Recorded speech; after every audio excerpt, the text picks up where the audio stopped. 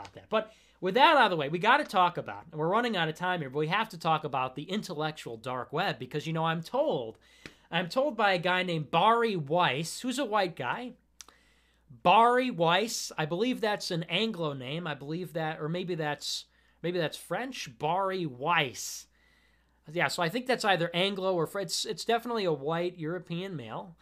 And so he wrote an article for the New York Times about the renegades of the intellectual dark web. And you really just got to see it to believe it with this stuff, where they talk in glowing terms about Sam Harris, Christina Hoff Sommers, Ben Shapiro, Dave Rubin. They are the they're the darkness. They're the underground, secretive, clandestine dark web, the dissident establishment, or the dissident rebellion against the establishment. They talk about how they will say things like, men and women aren't the same. Whoa.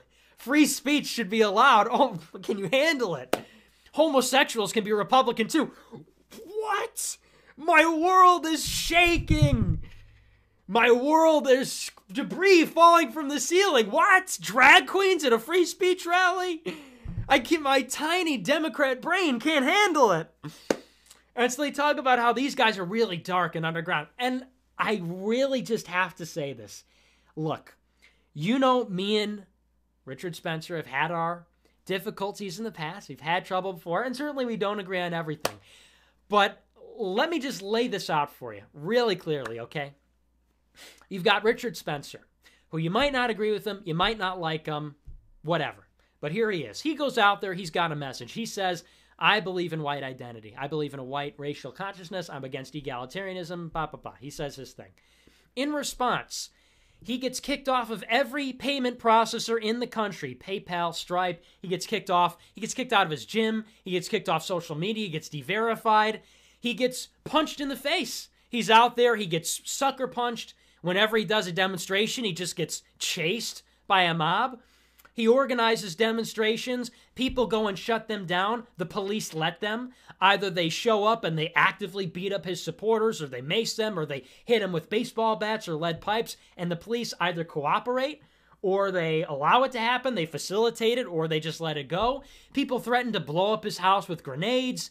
He's just like the international pariah, and because he says things that people don't like, right? That's Richard Spencer. Anybody supports him is done. They're finished. They're gone. They if you appear on the same screen as him, you'll never work in this town again.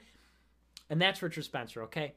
Then you have somebody like Dave Rubin, who makes $30,000 a month.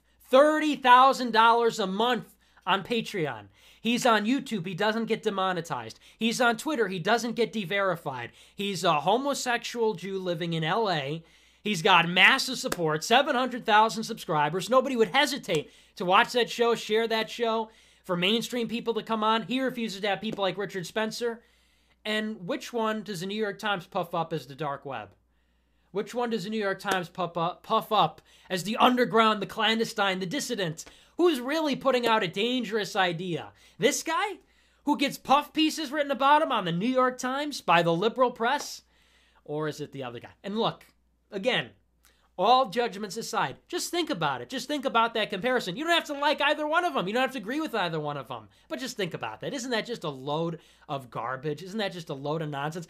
And you got to imagine being Richard Spencer, and it's like people are punching you, people are threatening to blow up your house. Every day you wake up, you're kicked out of something, kicked off of something, you got to look over your shoulder, and your life just like is very difficult because of this, because you have a different opinion. And then all over the media, they're like, look at these people, they're the underground, they're the dangerous ones. How frustrating. You know, I have to feel for them, so... But that was that article. What a load. What a bunch of absolute nonsense. That was the New York Times. But now I'm going to get